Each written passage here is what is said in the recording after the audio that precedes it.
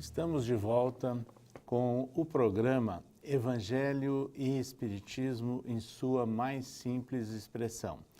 E agora daremos continuidade ao estudo que já iniciamos sobre o capítulo 5 do Evangelho segundo o Espiritismo, que é intitulado Bem-aventurados os aflitos.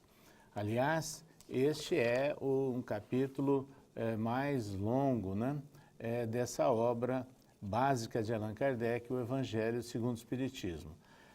Em outra oportunidade, nós analisamos um versículo de Mateus, bem-aventurados os que choram, porque serão consolados. Nós estaremos agora comentando outros versículos de Mateus. Bem-aventurados os que são famintos e sedentos de justiça, porque serão saciados. Bem-aventurados os que sofrem perseguição pela justiça, porque é deles o reino dos céus. E há também os versículos de Lucas, Bem-aventurados vós que sois pobres, porque vosso é o reino dos céus. Bem-aventurados vós que agora tendes fome, porque sereis saciados. Felizes sois vós que agora chorais, porque rireis. Tratam-se, portanto, de versículos da mais alta importância do sermão das bem-aventuranças. E nós iniciaremos o programa com algumas considerações feitas pelo Flávio. Bom, acerca desses versículos de Mateus, uma coisa que nos chama a atenção é a questão da noção de justiça, primeiramente, que permeia toda a passagem. Primeiramente, a gente tem que lembrar do que é que Jesus estava falando, a circunstância em que se deu esse momento, que é a das bem-aventuranças. E as bem-aventuranças, como nós já tivemos oportunidade de dizer uma vez, elas se referem àquelas circunstâncias favoráveis em que um espírito se encontra.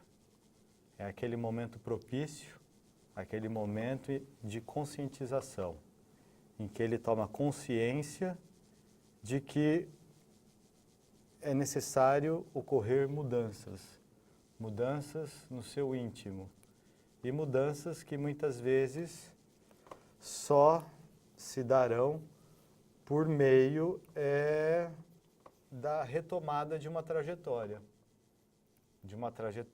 que até ali muitas vezes se deu por meio do erro ou por meio de uma trajetória de desarmonia perante a lei de Deus.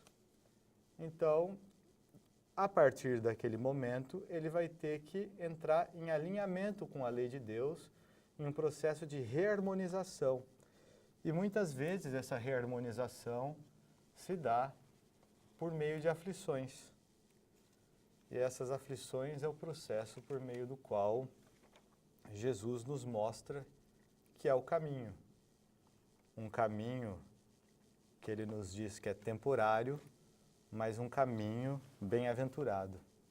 Um caminho destinado ao bem, um caminho destinado a nos harmonizar a essa lei de amor, a essa lei que nos harmoniza e nos afiniza ao universo, à criação, a Deus. Flávio, eu só gostaria de fazer uma observação que toda a chave desse processo todo de justiça divina, como está bem claro na doutrina, nos livros da codificação, a chave para entender tudo isso é a pluralidade das existências. Sem a pessoa compreender que a gente nasce, renasce em várias condições, em várias situações, de acordo com as nossas necessidades evolutivas, toda essa lei divina fica muito restrita, ela fica muito, como dizer, injusta, No terra a terra. no terra a terra, porque tendo-se uma única vida no corpo, pareceria uma injustiça estar sofrendo, estar passando por provas difíceis, mas na realidade, essa permanência no sofrimento, nas provas, nas expiações, é uma escolha nossa. Então, a gente vê um exemplo na obra de Kardec, acho que é no Livro dos Espíritos, que a nossa existência é como uma viagem. De repente, nós paramos num local e estacionamos, ficamos numa pensão, num hotel, que não é muito bom. A permanência ali vai depender da gente. Apesar das suas condições não favoráveis, ficarmos ali ou não é uma escolha pessoal. Então, se a gente não gosta de uma situação que está vivendo, se a gente não gosta de pessoas, provas, vai ser uma escolha nossa. Tentar nos melhorarmos para atingirmos o outro lado, que seria o lado da bonança, da felicidade. E Kardec deixa bem claro no Livro dos Espíritos que a gente só vai conseguir essa melhora através do nosso autoconhecimento. Como diz Santo Agostinho, é uma análise que a gente tem que fazer diariamente. Ao findarmos um dia de trabalho, de vivência no corpo físico, nós temos que indagar o que é que eu fiz hoje, o que me trouxe felicidade, o que me trouxe amargura, o que, com a minha atitude, eu feri meu próximo. E nessa análise, nós irmos tentando entender as nossas dificuldades, as nossas limitações, as nossas facilidades, porque o caminho do erro é um caminho já traçado, conhecido por nós em vivências múltiplas no passado. Então, se a gente não cuidar, a gente tende a percorrer o mesmo caminho já conhecido. E o caminho da felicidade, o caminho do bem-estar, ainda para nós é um caminho desconhecido. E muitos sentem medo do desconhecido e preferem o sofrimento a sair para abrir a porta dessa nova estrada que vai lhe trazer uma nova vida com novas oportunidades.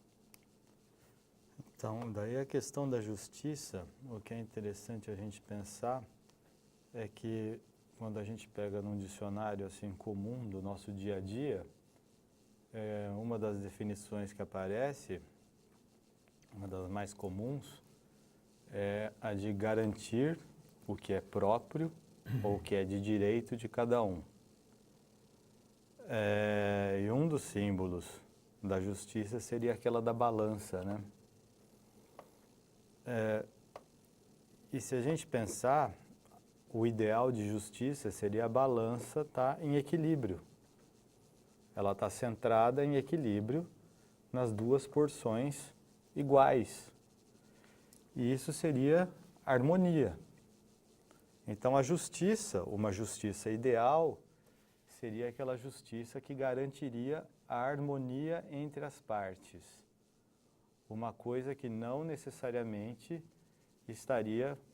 nós não estaríamos ainda nesse nível. A justiça dos homens ainda tende a ser parcial, mas a justiça divina é uma justiça que busca isso, busca a nossa harmonização. Então, quando Jesus fala nessa questão da busca por essa justiça, nós temos que entender que nós estamos nesse processo de harmonização. Então, não adianta a gente querer puxar tudo para o nosso lado, tudo para o nosso interesse. em detrimento do outro. A gente tem que entender que a gente está nesse processo em que muitas vezes a gente vai passar por aflições, porque às vezes, em outra época, nós afligimos alguém. Então, é a lei de causa e efeito. Então, é o processo de equilíbrio, é o processo de reestabelecimento a lei de compensação. É por isso que Allan Kardec, nesse capítulo 5 do Evangelho segundo o Espiritismo, ele analisa as causas atuais das aflições e ele faz um comentário bastante significativo. O homem pode amenizar ou aumentar a amargura das provas por sua maneira de encarar a vida terrestre.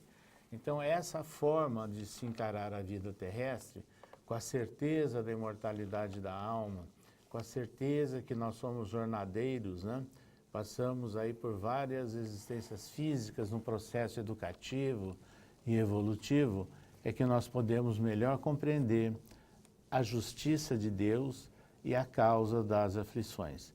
Então, esse capítulo 5, ele é realmente bastante marcante, importante para todos nós estudarmos e colocarmos em prática esses esclarecimentos, essas observações todas.